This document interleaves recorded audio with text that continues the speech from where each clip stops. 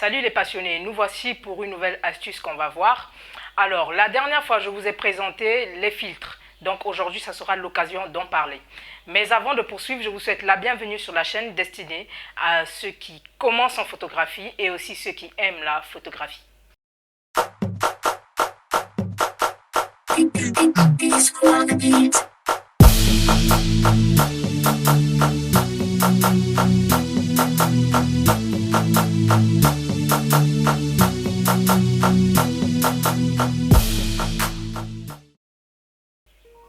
Moi, je m'appelle Chonsavi Boukaka, j'exerce beaucoup plus dans la photographie artistique, de mode, de portrait et événementiel. Alors, pour pouvoir avoir recours à mes prestations, vous pouvez me contacter via le lien qui va s'afficher sur l'écran, bien que provisoirement, il n'est pas disponible. Donc, en attendant que cette situation se règle, je vous invite à me contacter via les pages de réseaux sociaux, on va dire Facebook, Instagram, en attendant que le problème du site web se règle. Mais sinon, c'est ce lien que vous pouvez utiliser pour avoir recours à mes prestations photographiques. Vous avez par la même occasion un groupe Facebook qui avait été créé pour ceux qui aiment justement la photographie et ceux qui sont passionnés.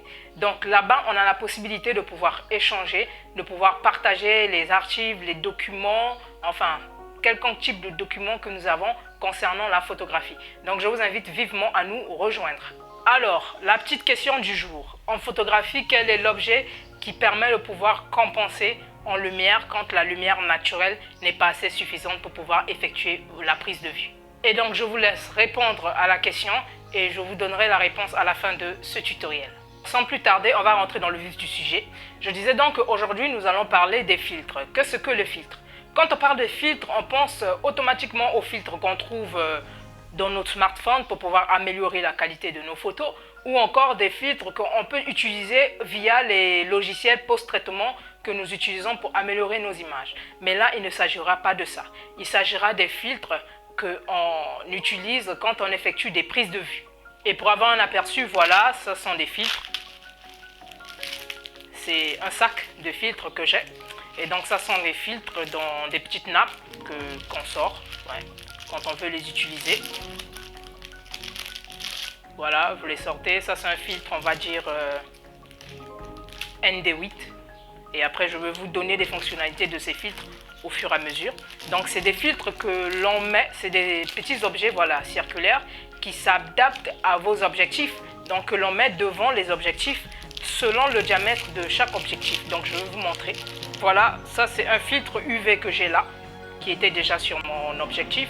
Donc vous avez l'objectif ici avec vous et le filtre que vous joignez à votre objectif, donc sur on va dire la lentille. Et le filtre doit s'adapter au diamètre de votre objectif, sinon ça ne marchera pas.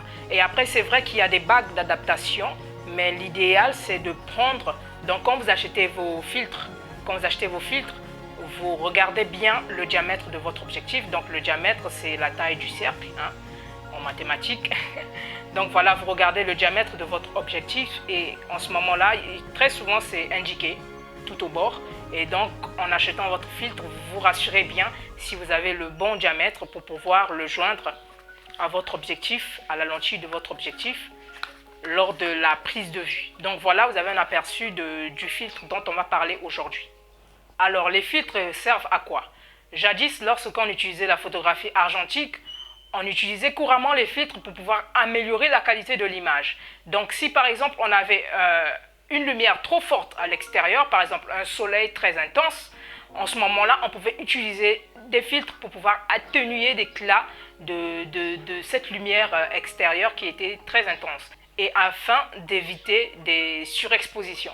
Et donc, on pouvait aussi utiliser des filtres pour pouvoir apporter une couleur assez exceptionnelle à l'image ou encore rendre l'image en noir et blanc, et ainsi de suite. Donc voilà, vous avez un petit aperçu de pourquoi on utilisait les filtres à l'époque. Mais aujourd'hui, avec la technologie qui évolue, nous ne sommes plus à l'argentique, mais plutôt au numérique. Et alors, avec les appareils numériques qui évoluent avec le temps, nous avons un système photographique qui évolue avec. Et donc, en ce moment-là, certaines problématiques que pouvaient régler les filtres sont réglées en améliorant la qualité de l'appareil photo. Ce qui fait que, à l'époque, si on avait plusieurs filtres, Aujourd'hui, il ne nous reste plus que 4 filtres nécessaires que nous utilisons très souvent. Alors tout à l'heure, je vous ai montré un filtre ND8 que j'avais. Et donc là, parmi les différents, ça va être par catégorie. Et dans chaque catégorie, vous avez ces sous-catégories. Alors vous avez le filtre à protection neutre qui a sa fonctionnalité, celui de protéger la lentille de votre objectif. Et vous avez le filtre ultraviolet qui a aussi sa fonctionnalité, celui de bloquer les rayons ultraviolets. Et donc, vous allez le remarquer que quand on enlève la lentille, vous avez justement une vitre devant votre objectif, donc la lentille de votre objectif.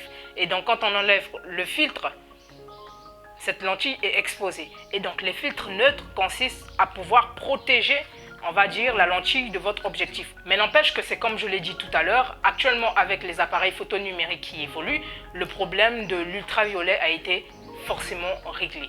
Donc aujourd'hui que vous utilisez un filtre ultraviolet ou un filtre neutre, cela n'impacte pas réellement ou ne joue pas vraiment un grand rôle sur votre image, mais quoique ça reste quand même nécessaire. Et ensuite, nous avons le filtre polarisant.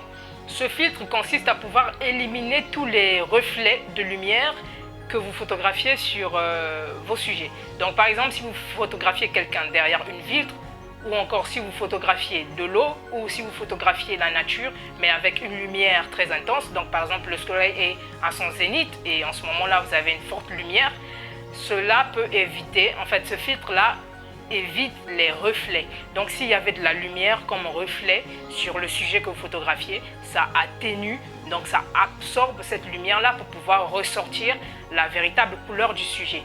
Sauf sur les supports métalliques. Là, c'est un peu de difficulté à pouvoir absorber les rayons lumineux qui émanent de là.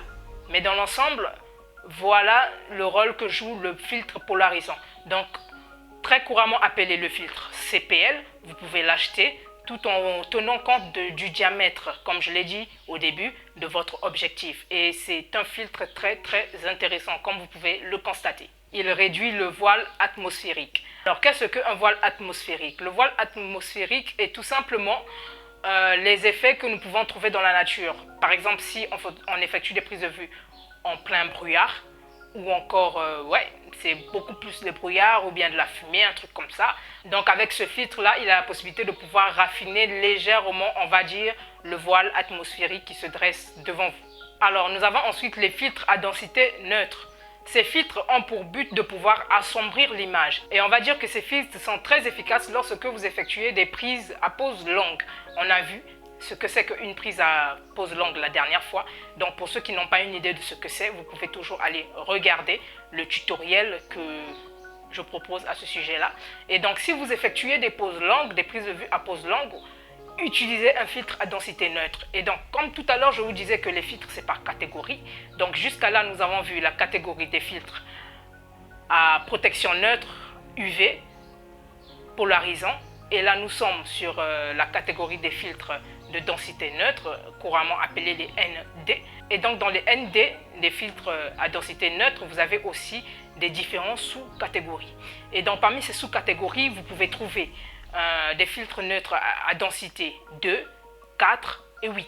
Et donc en début de ce tutoriel, c'est un ND8 que je vous ai montré. Mais sinon, vous avez aussi le ND2, 4 et donc ça varie. Et vous verrez que la filtration de la lumière en fonction des différents filtres varie aussi. Donc vous avez le ND2, 4, 8. Et on a pour terminer comme quatrième catégorie les filtres dégradés neutres ou encore appelés les GND. Alors, ces filtres-là, on les utilise très souvent pour des prises de vue de la nature. Plus précisément, si vous photographiez un paysage, par exemple. Alors, vous allez remarquer que lors de la composition d'une prise de vue de paysage, vous avez le ciel et vous avez la terre. Et donc, la partie qui est supérieure, donc dans le ciel, est beaucoup plus éclairée. Et la partie qui est en dessous, donc sur la terre, est moins éclairée. Vous allez remarquer que sur le fil dégradé neutre, vous avez une partie claire et une partie sombre. Donc vous le placez convenablement comme il faut sur la lentille de votre objectif. Et quand vous effectuez la prise de vue, vous verrez qu'elle a tendance à pouvoir jouer son rôle dans les deux parties comme il le faut. Et donc comme sous-catégorie des filtres GND, vous avez, on va dire, les filtres GND à transmission dure lorsque vous effectuez une prise de vue sur un paysage avec une ligne de séparation droite. Supposez que vous photographiez un lac. Donc, en photographiant le lac, vous avez le ciel et l'eau. Et donc, vous placez votre filtre GND à transmission dure de sorte qu'il soit bien positionné. Et comme la ligne de séparation entre le ciel et l'eau, elle est assez droite, en ce moment-là, vous utilisez un filtre GND à transmission dure. Et la deuxième sous-catégorie de ce filtre-là, nous avons le filtre GND à transmission douce. En ce moment-là, vous l'utilisez lorsque vous effectuez des prises de vue avec une ligne de séparation qui n'est pas droite, qui n'est pas du tout uniforme. Donc par exemple, si vous photographiez un paysage, et donc dans le paysage, vous pouvez avoir des montagnes, des arbres, et avec le ciel au-dessus. Donc en ce moment-là, vous verrez que la ligne de séparation entre le ciel et le paysage que vous photographiez n'est pas du tout droite. Et là, vous utilisez un filtre GND à transmission douce. Donc voilà, c'était les 4 catégories des filtres que je voulais vous présenter aujourd'hui. Donc voilà, c'était tout pour les filtres, on en a parlé. À présent, vous savez ce que c'est, des filtres en photographie, des filtres des objets, ces petits objets-là qu'on utilise sur les appareils photographiques directement et non sur les logiciels de traitement en images lors du post-traitement. Et donc, je vous donne rendez-vous pour un prochain tutoriel. Et là-bas, ça va être les flashs. Donc les flashs, ce n'est autre que la réponse de la question que j'ai posée précédemment en début du tutoriel. Et la prochaine fois, nous verrons ce que c'est que les flashs, pourquoi on les utilise en photographie. Alors, pour une jeunesse africaine qui se bat, malgré le fait qu'on n'a pas assez de bibliothèques, on essaie de faire avec les moyens de bord. Je vous invite à vous abonner à mes pages de réseaux sociaux afin que nous puissions toujours promouvoir les bonnes choses. Et donc voilà, moi j'essaie de le faire en photographie et il y a certainement d'autres jeunes africains qui essaient de le faire dans leur domaine de prédilection. Et donc voilà, je vous dis à très prochainement. Ciao, ciao.